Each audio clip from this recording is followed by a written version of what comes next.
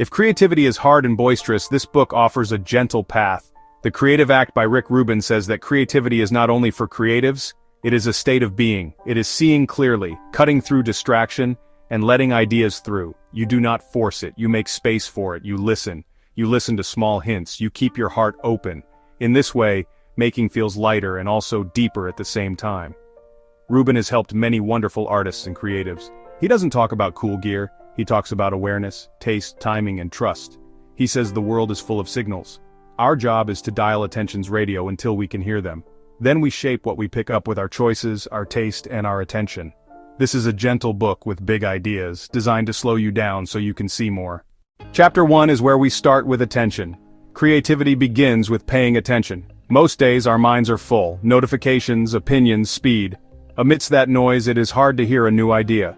Rubin invites us to make space, slow down, take a close look, sit still for a few minutes, walk outside without earbuds, touch the work with no agenda for a minute.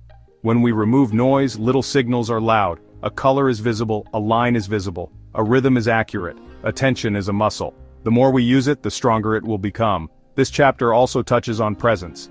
Presence is being here now, not worrying about the end, not craving likes, simply greeting the stuff in front of you with respect. If you're writing, it's these words now. If you're coding, it's this function now. If you're teaching, it's these students now. When we return to the present, the work starts to breathe. We stop editing the future and start creating in the present. Ideas become more real when we're here to greet them. There is a straightforward exercise in attention. Choose a short daily time slot, 10 or 20 minutes, when the only task is to attend.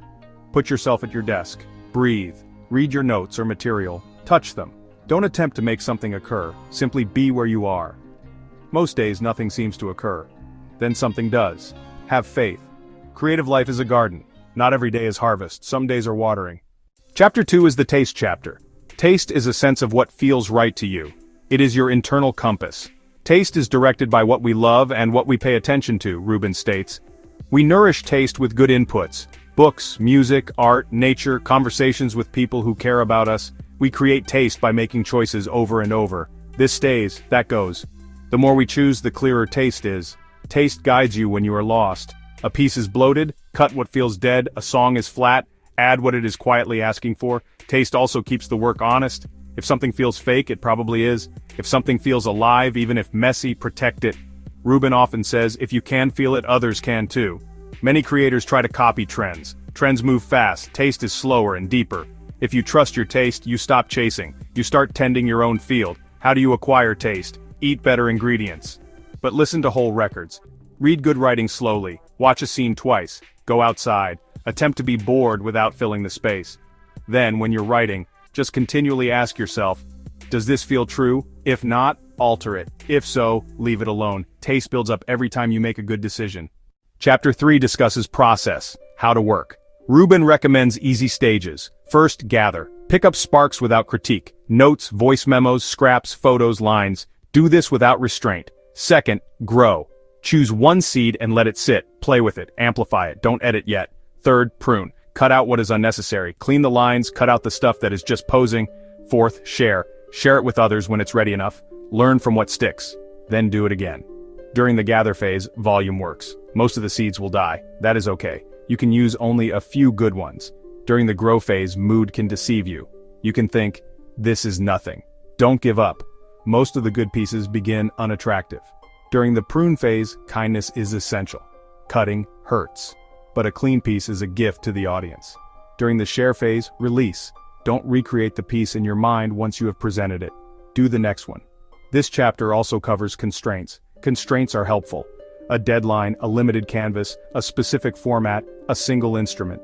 These constraints focus the mind. They keep you from doing everything. They force you to go deeper with less.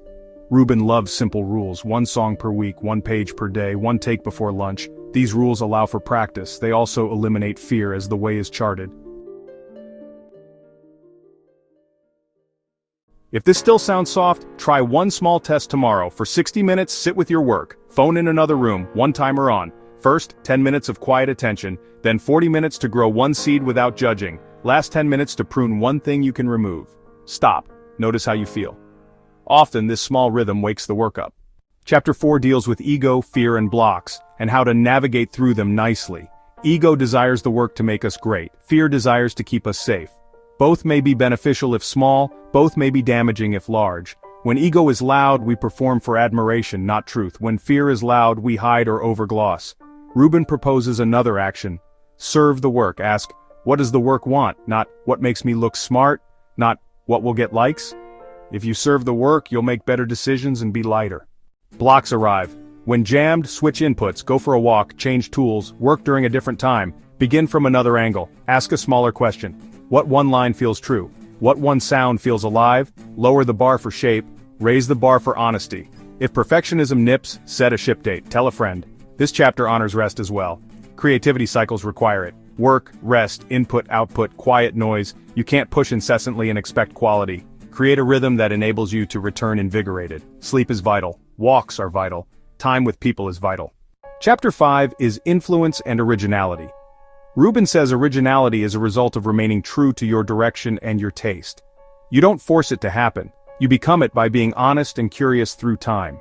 Influence is natural. We are all influenced by what we love. The secret is to return to a lot of places, not one. If you're imitating, imitate to learn in isolation. When you're sharing, create your mix in your voice. He also speaks of mystery. Not everything can be explained. Sometimes a piece comes together and we don't know why. Sometimes a walk gives you the answer. Respect this.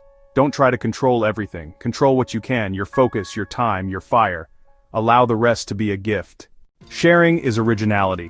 When you share, you find out what your work does in the world. Feedback is not king, it is a mirror. Use it to see better. Don't let it dictate your taste. Balance inside and outside. That balance is your voice. Chapter 6 makes it all come alive. Creativity is not something that happens once in a while. It is a daily position. Begin small. A 10-minute noticing practice. A 60-90-minute block to create 3 or 4 times a week. Create a room, literal or metaphorical, where your work is invited. Create tools within reach. Eliminate friction. Be gentle with yourself. There will be quiet days. There will be boisterous doubts. With time, the practice will change you. You will see more. You will feel more. Your work will possess a quiet power that people can feel. Living this way, creativity is no longer a struggle. It becomes a friend. You feel more at home in what you make. If this gave you one idea to attempt, tap like for a gentle yes, and subscribe if you'd appreciate a calm corner each week. Tomorrow, attempt something minor instead. 10 minutes still, 1 seed tended, 1 snip made. Let's create from a quiet place, together.